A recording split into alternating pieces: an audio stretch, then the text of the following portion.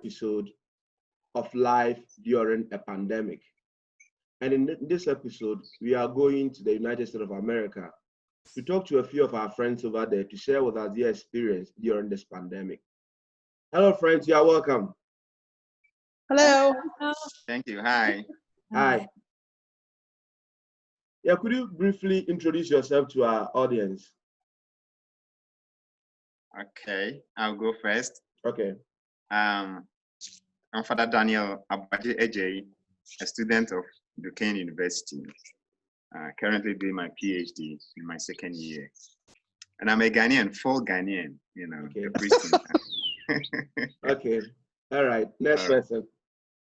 A full Ghanaian. I'm Mary Beth Rouche. Okay. I am actually a friend of Father Daniel's most of the time. And I am a parishioner where he is staying. And yeah, and I'm also a nurse. I work in an intensive care unit. Oh, okay. Okay. All right. Yeah. I'm Erin Meekle. I'm sorry. Yeah. I'm Erin Meekle. I'm also a student at Duquesne. I'm in the PhD program for theology. Okay. All right. And my name is Eileen Nuwara, and I am also a doctoral student at Duquesne, who has been in coursework and other things with Father Daniel as well. Oh, okay. Okay. Well, you are welcome on board to this discussion of life in a pandemic. Now, let me begin with Father Daniel. Father, how will you describe life generally during this COVID-19 pandemic? Okay, I'll beginning to, kind of practically share my own experiences, what I've observed Americans doing, and what I've really come to learn about it. The first thing I want to say is that it has not been easy, and I know it is global, but that of America has been a little bit tough because they were really hit by the pandemic. But what I've learned is that for Americans, it is not what really happens to them which really defines life for them, but it's always about their response to what really happens to them. And so in this pandemic, they try to make life, move on. They try to make the best out of it. And so even in their difficulty, another thing I also realized is that when there is any difficulty, Americans will always come together, no matter their division, no matter their differences. And so in their togetherness, they can move along and face any threat, any hardship that may come their way. Okay. So actually, it has been tough. But I first want to talk about religion, from the religious perspective, since I'm a priest. Yeah. So when this thing came up, all churches were closed, church buildings were closed. And it was tough for parishioners. It was also tough for priests. You couldn't see your faithful parishioners. Yeah. Parishioners couldn't come. And so all masses moved online, live streaming. And after mass, faithful would just test you. Oh, Father Dan, it was good to see you on television, but you couldn't see them. So the mere absence of your parishioners was a kind of tough situation personally for me. You speak to the camera, you can't speak to them. That is one thing. And again, confession also became more, because priests were trying to reach out to their faithful. And so confession was more or less like on the parking lot. People would be in their car, and the priest, you robe and stand outside, speak to them, listen to their confessions, and give them absolution. In all these, like I said, they try to find a way to make life meaningful, to reach out to their parishioners. And again, one of the things I would like to say in terms of religion is the fact that as a priest, in as much as the faithful were not coming to church, parishioners felt the concern of the church reaching out to their workers and paying them.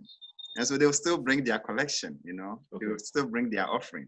Okay. They either email it or they walk into the office just to pay off as a way of easing the burden of the church. Okay. So in this pandemic, though difficult, others try to reach out just to make life, meaningful, Okay. and very nice. All right. For your response to the restrictions during the pandemic. My personal response is, well, I mean, I guess it's on two levels. Like, there's the safety concern. So for me, I felt like being at home was me doing my duty to try to protect my family and others from being infected with the virus and from trying to prevent the spread of the virus. And I feel the same. Like, I'm still wearing a mask when I see others, even though we're going into more progressive phases, trying to get back to some sense of normality in our county right now. I still feel like, we're still in a time where we don't know much about this virus and how it's going to pan out. So I think it's important to still try to take safety precautions. From a religious perspective, it's been very hard, like Father Daniel said. I mean, ever since I received my first Holy Communion in second grade, this is definitely the longest period of time I've ever gone without receiving Holy Communion. Yes. And I haven't been back to Mass yet. The church has just opened back up this week, but only allowing a certain number of people into Mass. And I was too late in getting online. You actually had to sign up to be able to attend Mass. And I've never experienced that before in my life, where you had to sign up to be able to attend Mass. So I wasn't one of the first to sign up, so I wasn't able to go this week. So it's been come to Mass at my parish. Come to Mass at my parish this Sunday. I'll save that. Yeah, I tried a couple of different parishes and you had to sign up. But I think at the same time, I've been trying to look for some positives in all this, and I think we can see it as a time of grace, because it's given me time to, or it's not that I didn't have the time before, but I've been making it more of a point to watch Mass on through these live stream Masses online more throughout the week than I had been doing before the pandemic, and making sure I'm spending more time in prayer, because it's a reminder that we are totally dependent on God, and we don't control everything. So I think for me, from a faith perspective, it's given me time to really reflect and try to do better. Okay. Well, Ms. Nawara, what about your own personal experience during the restrictions? Yeah, I agree with a lot of what Aaron brought up as well. The challenges of trying to keep people safe, participating in the social distancing and the things, created a dynamic of life that really is, like Father Daniel said, very foreign to our American culture. I mean, on any given day, I have a family, and we are always running around, going here and there, and kids have activities, and we have meetings, and we go to work, and we go to school, and so it's a very busy normal life, and then all of a sudden to have all of those things that we sort of routinely do stop was really very off-putting. I know I teach a course at the university, and my students suddenly having to go home, no longer being with their friends, and having to do all of their instruction online. It created a lot of very not only challenging for academic reasons or challenging for just routine wise, but it created a lot of emotional and spiritual, I think, crises in some ways within people, because everything they'd sort of relied upon as their normal support system, like going to Mass or meeting with friends or doing all the things, those things were sort of taken away. And they were having to learn, all of us were having to learn new ways of reaching out to one another and engaging in those same things that we had to do, but in a very different format, like having this online conversation or, video chats and video instruction and all of those things. So there were a lot of challenges. I know for me personally and my family, we had a son who was very far away from us at college, and we had to figure out how to get him home and how to keep my mother who lives with us safe, because she's in part of the population that is at risk. So there were a lot of those kinds of challenges. But I think also, just echoing what Aaron said and some of what Father Daniel said, there were a lot of positives too. You know, I agree that in a lot of ways, communities will support and come together to support one another in challenging times. And even within our families, having that sort of concentrated time together was really actually very nice. We didn't have the ability to go out, so we were all together. And so we were like, okay, well, what do we do? How do we do this time together in a way that will help meet all of our needs? So we did spend more time together in prayer and are continuing to do that. And also just spending more time together, talking to one another, you know, just kind of having the freedom to sort of just be in presence with one another is really, really important and powerful. And we try to do that, you know, in our normal busy lives, but this sort of, you know, really gave us a grace-filled opportunity to do that.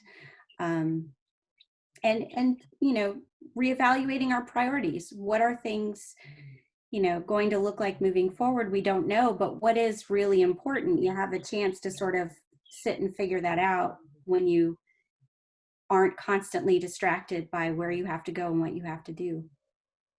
Okay, yeah, Margaret, your own experience during the restrictions.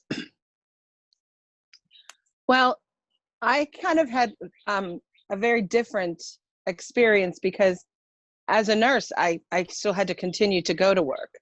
So I left the house 3 times a week.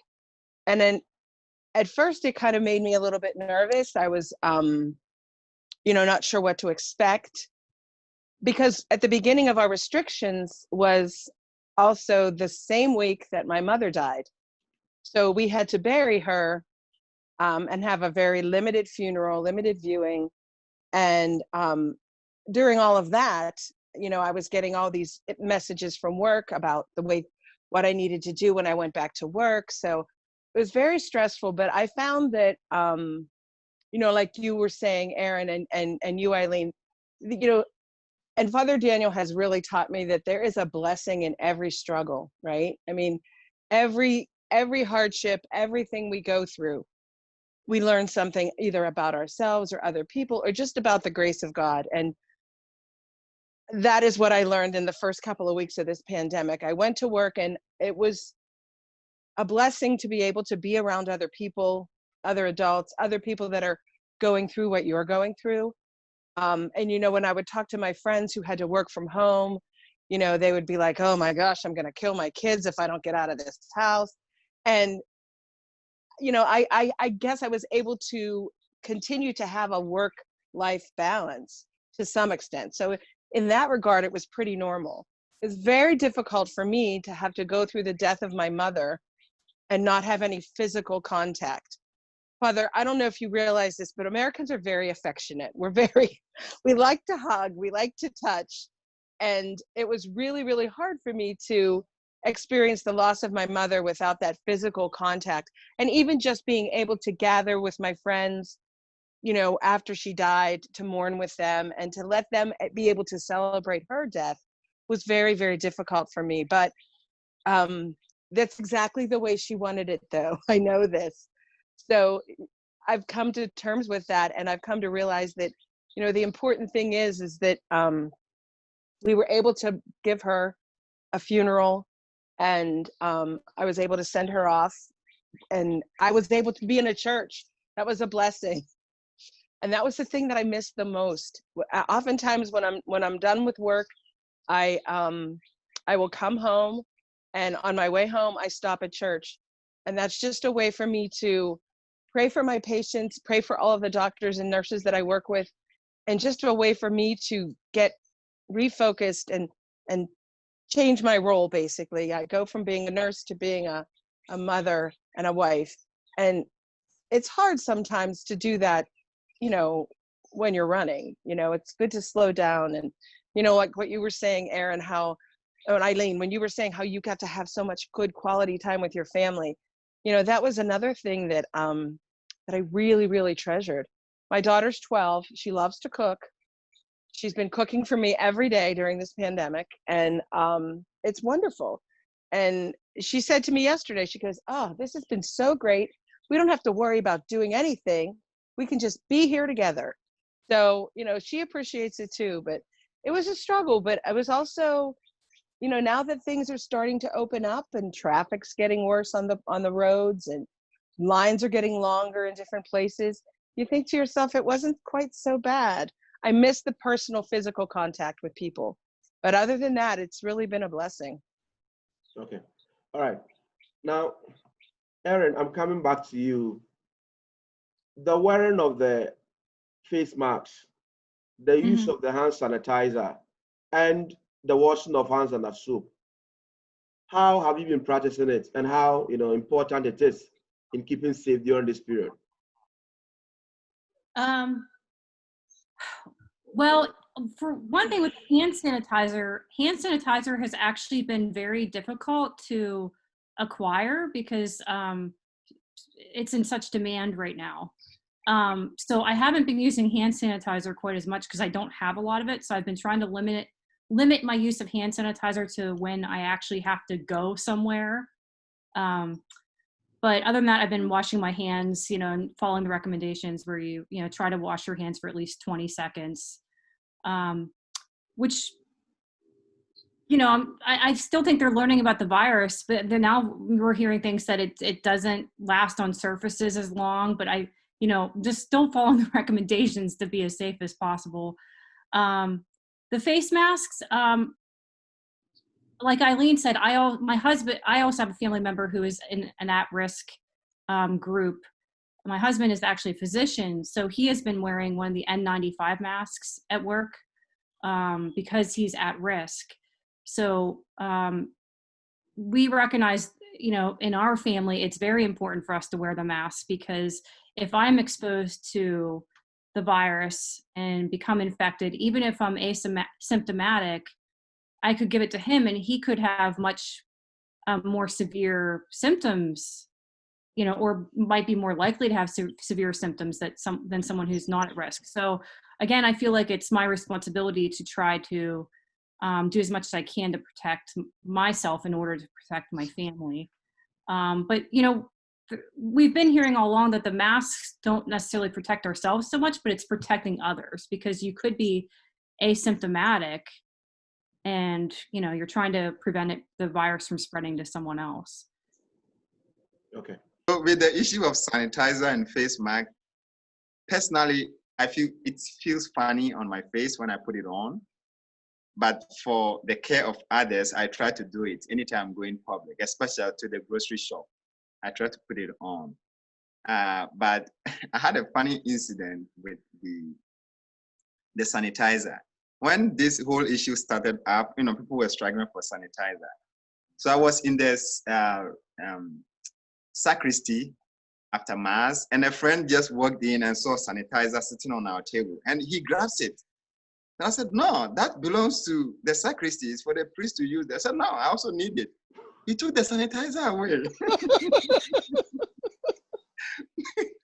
And so that shows you the demand at which people are struggling for it. You know, it's funny, but some parishioners have been bringing sanitizer to my house just for my own upkeep, and I thank them. God bless them too. All right. Now, Erin, during this period, what is the one lesson that you have learned during? I guess, like I said, it's important to just take time in our busy lives and really just focus our lives and center our lives around God. You know, our lives are not forever here on this earth, and we need to imitate Christ as best as we can. And, you know, echoing what Eileen and Mary Beth said, you know, this is a time to come together and be there and show solidarity and love as much as we can towards others. and, you know, centering our lives around Christ by spending that time in prayer, to really make sure we're keeping our lives on track. Yeah. Back to you, Mrs. Nawara. The one lesson that you have learned during this period. Let's see. I would probably say something very similar to what Aaron has shared. So much of the things that we do and the things that we're concerned about,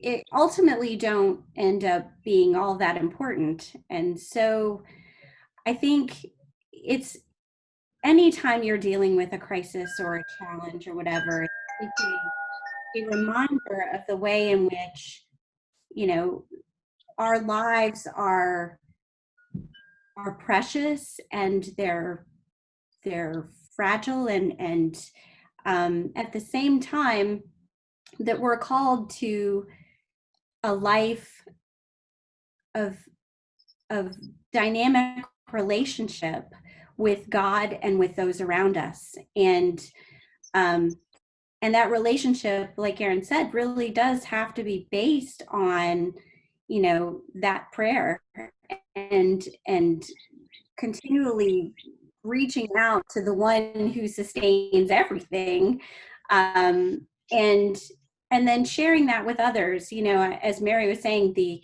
thing that she missed was that contact with people, and we are called to be people in communion with God and with one another, and so I think the lesson here is the same lesson that God's been teaching us throughout all of history, is that God, we are all in God's hands. God creates and sustains all of us in each and every moment of our lives. And it's just sort of a reminder of, every day we're sort of operating under this, we're doing our own thing all the time. But we're not totally. God gives us grace and things to do and ways in which we're supposed to live. But ultimately it's, God is the ultimate source and purpose of our lives. And so we have to try and remember that, I think, a little bit more than we do. Okay. Yeah, Margaret, you are a nurse.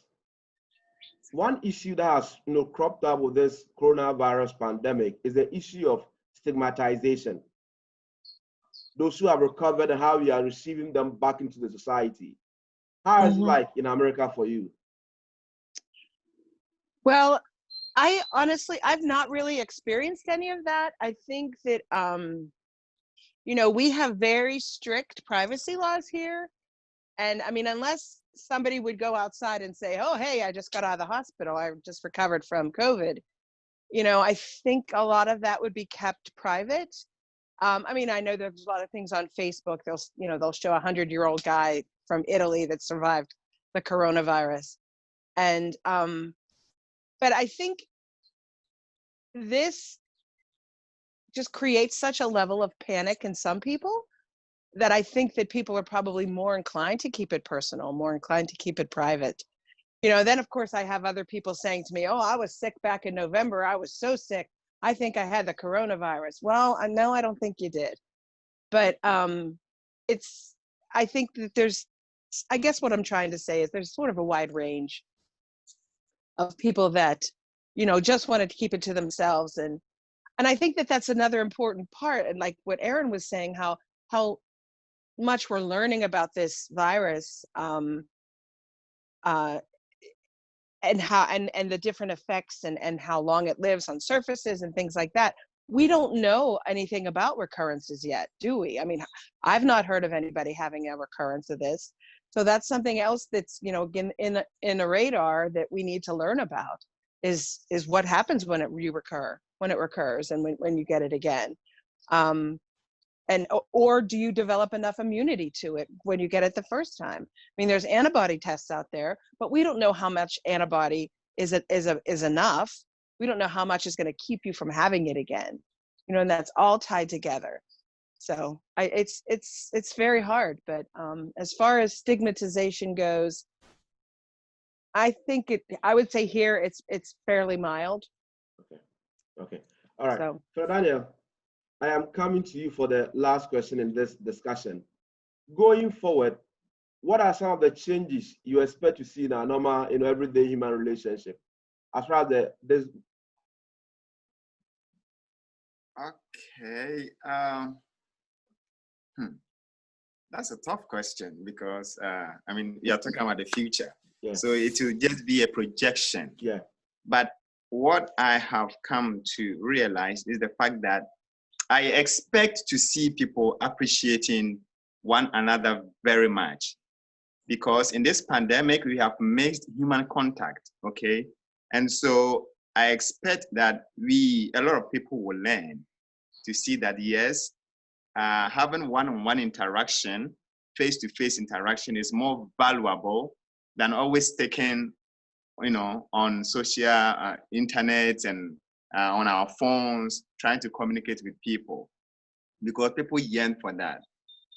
And also, again, I wish people could also see the hand and the power of God more at work than what we used to know. Because with this pandemic, it has brought out the limitation of man. And so, because everything really came to a stop, but God still reigns. So as a priest and as a theologian, I would like to see in people coming in terms with the fact that God is more powerful, and we need to see him as our priority than all the other things you have been struggling for in life. Life may change. In terms of education, I think it may open up more to online studies. I think so, and I believe that. Because even now, many schools are thinking of either going face-to-face, going online. So I envisage that online schooling will be more. And, I also see in terms of technology that a lot of technological ideas will come up so that in future, when certain things crop up, we can still move on in life with the various ideas people will come up with. Well, it's been wonderful having this conversation with you. If there's a lesson you have learned from this pandemic, is this: man was created for communion, and this pandemic has highlighted that fact, that you need each other to be able to survive as human beings. So I come here again with another episode of Life in a Pandemic. We say bye-bye to our friends in America and wish them God's blessing. Bye-bye. Thank you. Bye. Thank you. Thank you too.